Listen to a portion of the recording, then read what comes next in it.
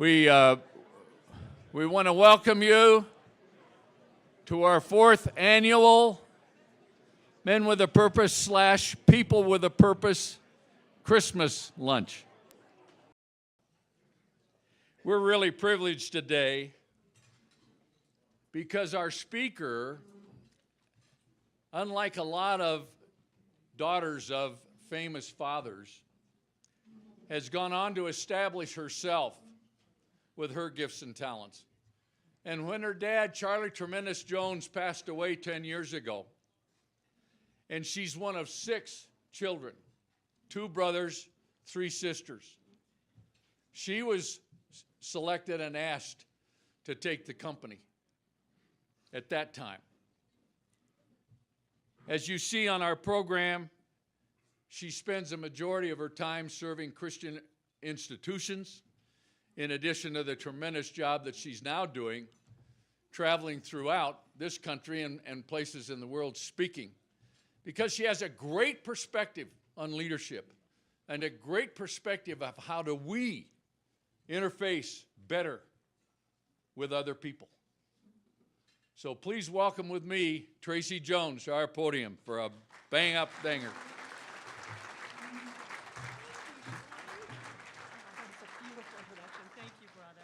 Thank you so much. All right, I've been hearing a lot of the word tremendous today, and that's exciting. It's tremendous to be here. It's a little surreal being back here after all these years.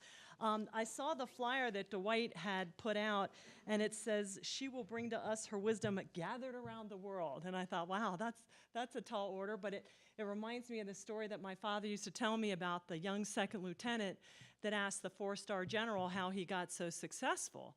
And the 4-star general said, "Good judgment." And the young lieutenant, we're all anxious to learn, said, "Okay, well, how do I get good judgment?" And the 4-star general said, "Experience." And then the young second lieutenant said, "Okay, well, how do I get experience?" And the 4-star general said, "Poor judgment." Okay? So I come to you with my world of experience that sometimes we learn the hard way through the school of hard knocks and sometimes not. But Dwight touched on my father, and I would be remiss if I didn't give a nod to him and the opportunity to be here.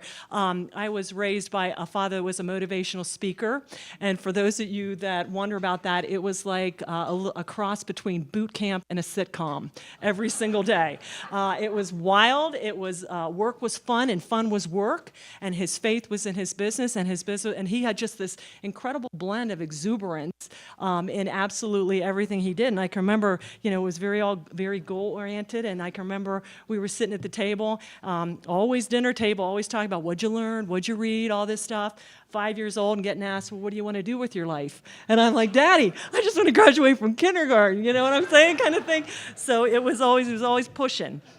And one of the things he always used to say to me is, "Tracey, whatever you do in life, you have to go out and earn your stripes."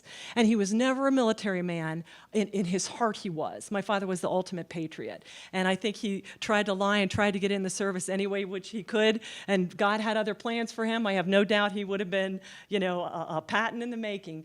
But he always used to tell me that. And what he meant was, I can't stay in his shadow. I have to go out and carve out my own niche. I have to uncover my own innate coding and gifting and figure it out. So that's what I did. And my journey took me a lot of different places.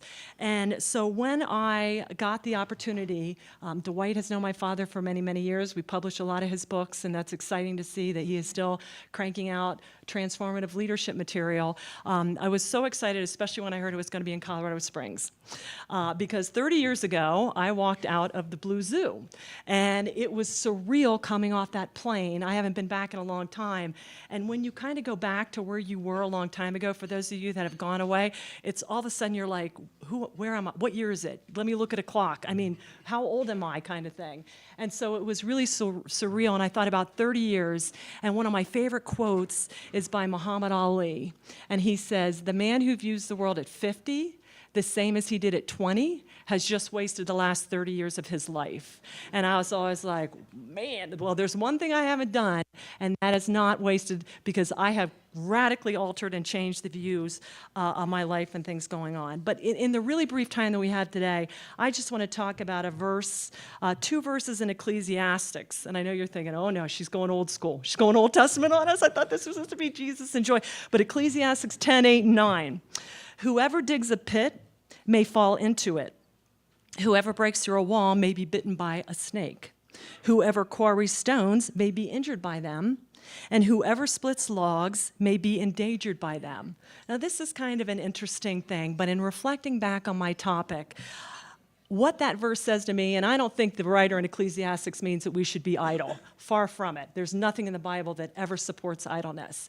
But what the writer in Ecclesiastics is really saying to me is that there are dangers connected with our calling in our everyday life. Even when we are walking in our gifting and exactly what God wants us to do, we still have to be careful. Okay, because there's things out there and we have to be wise and discerning. And you know, for those, a lot of us that were in there in the military, we're used to perils of the physical kind. You know, getting shot, getting, you know, worse things happening, getting ambushed. But I think the writer of Ecclesiastics is really talking about perils of the spiritual nature.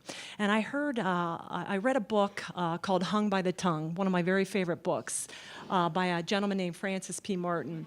And his take on this was that whenever we express words that are outside, you know, you guys have heard the cone of silence. So we have the cone of silence in us right now, right? Because we're the body and we're communing with our Father. But we forget the devil is not omniscient and omnipotent. But when we cast out words or doubts or negativity outside of the cone of believers, we actually are giving the enemy top secret information with which to sabotage and attack us with. Okay?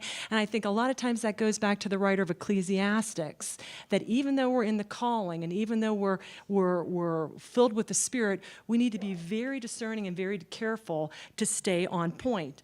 Abigail and I were talking about a book by the name of Mission Drift, and it is so easy, even when you're in God's perfect place, to get just slightly out of focus. So what I really want to talk about, just a couple minutes, is 30 years. And I can look back now and say, I can kind of divvy up the last 30 years of my life into sections of 10. 10 years doing this, 10 years doing this, 10 years doing this. Now, the good news is I'm right on the brink of a start of the next 10 years, so you got me at a good time, Dwight, okay? You could have got me at a time when I was kind of in the valley of one of those 10 years, but excited to share about that tonight. And that everywhere I went, there was a definite calling too, but just to talk to you a little bit about, let's be realistic, there's also a shadow side to everything. And I love Paul's, one of my favorite verses is when Paul says, you know, we want to be gentle as doves, but we also want to be wise as serpents. And I especially think in this age of the kingdom, in the age of the church, we need to be ready and discerning and know where we can be used to the best talent. So the first 10 years, of course, we're in the Air Force, okay? And serving my country was one of the greatest honors that I have ever had. And I got to travel the world. I got to meet all kinds of different people, and I got to be the good guy, you know? Duty on our country, taking care of those, getting rid of those bad guys. And I went to the first Gulf War, which was one of the most unbelievable experiences I've ever had. And we got to get rid of the bad guy very quickly, and we had this global force, and it was all the nations together, and I thought, this is it. This democracy, this military might, if everything comes to this is what's going to save the world. But you know what? That's not what's going to save the world, okay? And I had an incredible experience there. And then shortly after that, we started doing peacekeeping missions. And any of you that have ever been involved in peacekeeping missions, the Bible says, blessed are the peacemakers, okay? Not the peacekeepers, okay? There is a huge difference between peacekeeping and peacemaking. Peacemaking, there's a biblical thing where you go in, you seek restoration, you figure out what's the bone of contention, and you seek healing. Peacekeeping is a fake detente, where let's just not hit each other in public, but we can go out and scrabble in the back. So I saw this, and as a young officer, after seeing, you know, all the forces come together, and so it was tough for me because I felt my calling was in the military, but I put my calling in the military. okay? And the military is still just the military, okay? And it's got good and bad in it like everybody else. And so I went through this and I realized in this peacekeeping missions, I thought to myself, wow, you know what? The military has a lot of politics in it, okay? I didn't know that. I thought that, might and democracy. And, the word politics is actually Greek. Poly stands for many, and tick stands for bloodsuckers, okay? You may not have known that, but this is Greek, okay? So I, like everybody else, am starting to get disillusioned. I'm like, whoa, here's the military. And then I'm like, whoa, it's just, so I'm like, okay. So that was the end of that 10 years, okay? So I go to this hiring conference, and I'm thinking, okay, I was fighter aircraft maintenance officer, okay? So I worked on the F-16s, the F-15s, loved jets, loved flying around, and I had the brick by the side of my bed, so I listened if a jet was broke or we had to get the call. But, that's tough when you're in the military because we're used to getting direct verbal orders. But when you're a Christian, how do you hear God? Stillness, quiet. Okay, and so a lot of times I had difficult time because we're so busy in the military and we're always waiting to execute the next order. Okay, but be still and know that I am God. Well, that's tough for military people to be still because inherently we are just always on the go. So went to a job fair and I thought, who's going to have me run their flight line? But the fact was a lot of people, if you can stay on track and on budget, that is a highly marketable skill, okay? So I became, and for those of you in the audience, a project manager. Okay, where's our project managers in here, okay? God bless you, brother. They ought to have a medal for wounded project managers. I'll tell you, whoever came up with this job description, because a project manager, for those of you that have never done it, you have all the responsibility in the world, but no one's your direct report. Okay, so I'm like, well, how does this kind of work out? But I loved it. I worked in defense contracting for Northrop Grumman. We put probes into space. I worked for the National Security Agency. Again, now this is my new thing. Okay, so whereas before democracy was going to save the world, now it was capitalism, right? Capitalism, if everybody just can make money, then all the evils will go away. And I didn't believe this in my heart of heart, but you get in that groove, you know what I'm saying? And I worked in the semiconductor industry, and if everybody just gets technology, it's gonna change the world, it's gonna make it a completely different place. And I did well as a project manager. I loved it. I had a lot of exuberance and enthusiasm. I can remember I got hired to run one classified project. I did not have the contracting experience required, so they brought me in as an interim. They said I needed 2 years. I said, that's fine, I'll be an interim. And 6 weeks later, they called me and said, hey, we're gonna make you the project manager. And I said, well, I thought I had to have 2 years. They said, nope, with your energy and enthusiasm, you can figure this out. So I understood that even in technical worlds, what you bring, and that reminds me of the story of the young man that was out of work, and he was looking through the want ads, and for you young people, this is how we used to find jobs. We would actually get a piece of paper, and we would circle things, and we didn't have Indeed and all this other stuff, but he looked in the paper, and he was desperate for a job, and he saw that the zoo was hiring. And he said, well, I didn't really want to do this, but I'm desperate. So he went down to the zoo, and the zookeeper said, you know what, things are tough here at the zoo, okay? And our gorilla just died, and we need somebody to put on the gorilla suit and go out there and make sure people think that the gorilla's still here. And he thought, well, I'm desperate, I'm gonna do it. So he goes ahead and he puts on the gorilla suit and he goes out into the gorilla pit. Well, he's just kind of standing there and he realizes, like I did, hey, you gotta bring it. You gotta bring that energy and that charisma, right? So he starts jumping around a little bit. He notices the more animated he gets, the more people start coming over to see him. And so then he notices one day that there's a trapeze up there. And he thinks, yes, I can do this. So he gets up on that trapeze and he starts swinging back and forth and back and forth. And he realizes that the higher he goes, the more people are showing up. They're throwing peanuts and bananas and they're just going crazy. Well, one day he gets to swinging so high that he flies up out of the top of the gorilla pit and lands right smack in the middle of the lion's den, okay? And he gets up and he shakes his head and he looks and he sees these lions charging towards him. And he stands up and he yells, help, help, somebody save me. And just then one of the lions jumps on him, grabs him by the throat and says, you better shut up or we're all gonna get fired, okay? All right?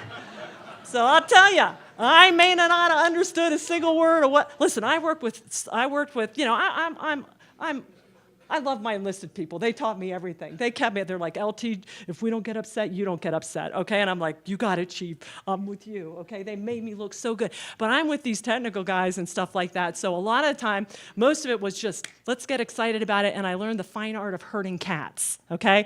So if you can herd cats and you can have an energy, you're really good with those analytical folks. So anyway, so there I was. But I realized, you know what, even in contracting and all these stock options, and I mean, the whole marketplace was going crazy in Silicon Valley. But the shadow side is greed. Capitalism is a great thing. It has a shadow side too, okay? And that was greed and cronyism and nepotism, and I started getting into defense contracting in DC. And for any of you that have been in that world, I thought, dear God, does the taxpayer know what's going on? How can I meet my maker knowing that this is going on? And I just thought, you know what? So once again, there's another 10 years of my life where I went in full bore. But somehow, what I thought was going to fill that void, and guys, I was a Christian, okay? But I wasn't letting Christ weave that through me, okay? So I kept putting my faith in things outside of Christ, even though Christ was in it. Christ was not the singular thing. So then I think, okay, I've done everything, I've gone everywhere. What's left? Family, right? Family. What can possibly go wrong with working with family, all right? So my father, who's in heaven now, been in heaven 10 years as of last month. He's passing away. I had about 10 years of knowing and saying goodbye to him. I started coming back with him. He started talking about coming back and running the business, and I thought, you know what?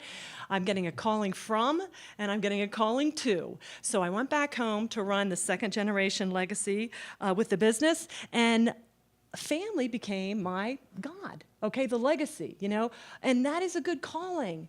But God doesn't want good callings. He wants to be the singular calling, okay? So it's this very fine line, and I get what the author in Ecclesiastes is talking about. Even when you're doing great things, boy, you got to stay on point and in focus, because just a little bit off, okay? So there I am with my family, and, you know, I love my family. I tell people I'm a single mother of 7, okay? 4 canine and 3 feline, okay? Those animals, they love, well, the cats not so much, but definitely the dogs.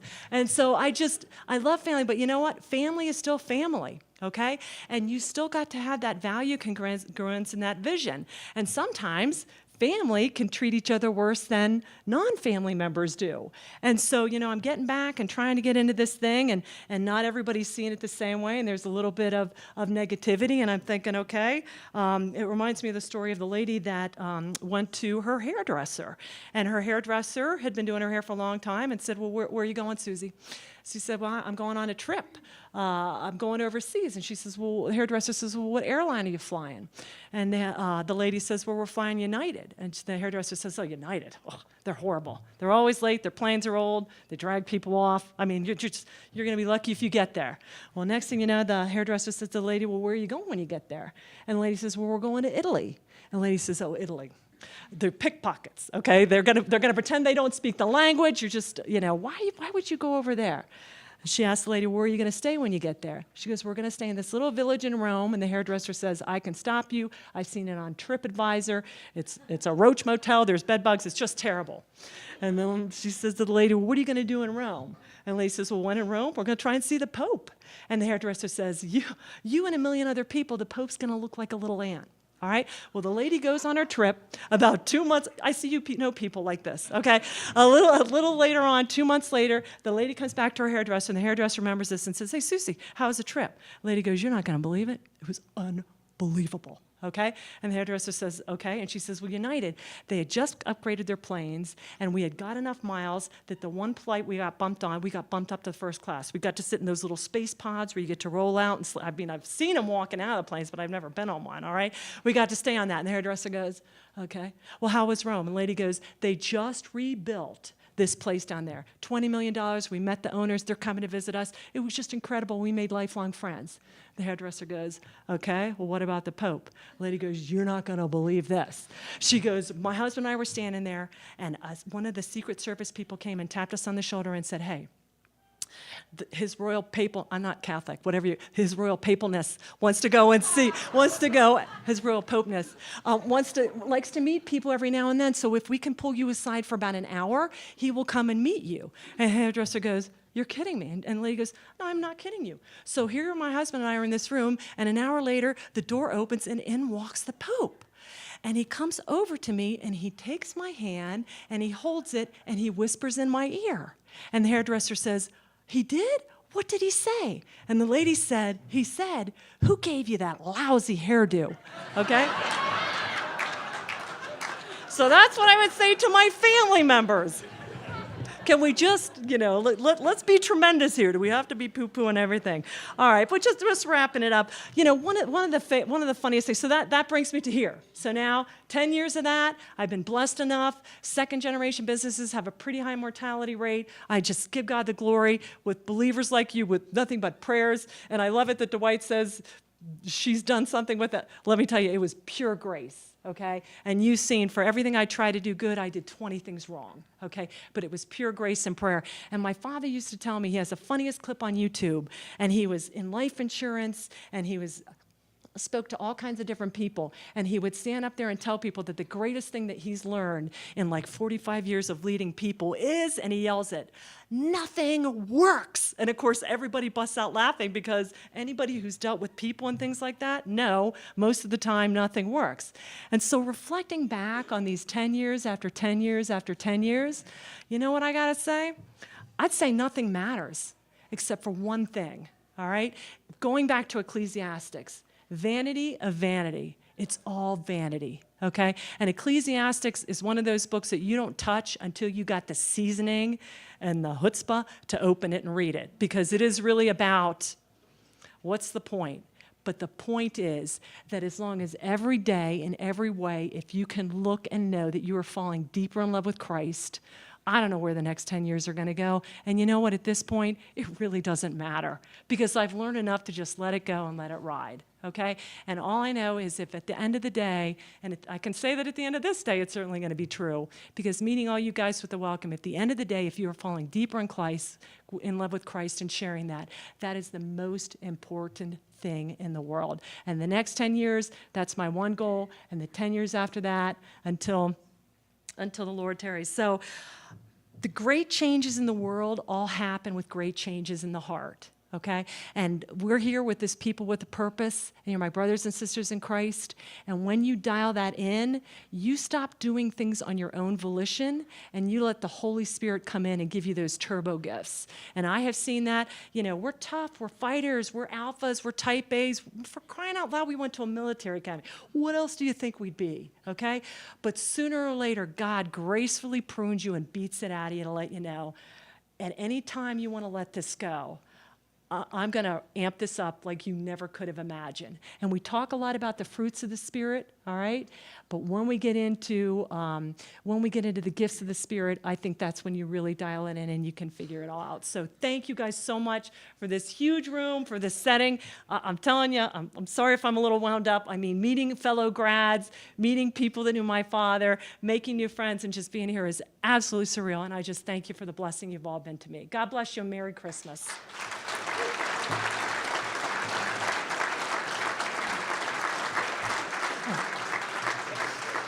And I want to say one last thing. We left these at your table. My father, as a brand new, talk about walking the walk. My father got saved as a young life insurance salesman. A gentleman jumped into his car, and those of you that have worked on commission know that whenever somebody comes to talk to you, you talk to them because you need a sale. You need to network. But this gentleman jumped in my dad's car. My dad let him talk because he thought he was going to sell him a life insurance policy. And this man, Jim Shelley, shared the gospel with my father. And so that's how he got saved. So as a young life insurance salesman, he came up with this. It's called the Eternal Life Insurance Company. And he would hand this out to people and say that his father was the owner of the largest life insurance company in the universe, okay? And you look at this, and I can remember as a little girl, I'd travel with him, and he'd get on a plane, and he'd give this to one of the pilots and say, "Here you go, sir." And the pilot would go, "What's this?" And he goes, "This guarantees that if this plane goes down, the minute we hit the ground, we're going right back up."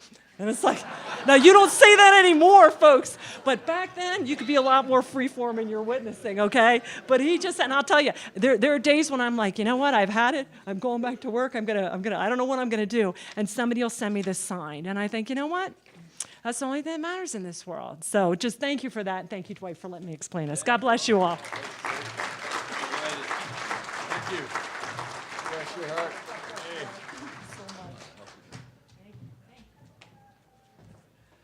Thanks so much, Tracy. That was just very invigorating and enlightening, and we appreciate your internal enthusiasm and your ability to share it with all of us. Thanks for coming. Have a blessed Christmas, and keep on keeping on. God bless you all. Thanks.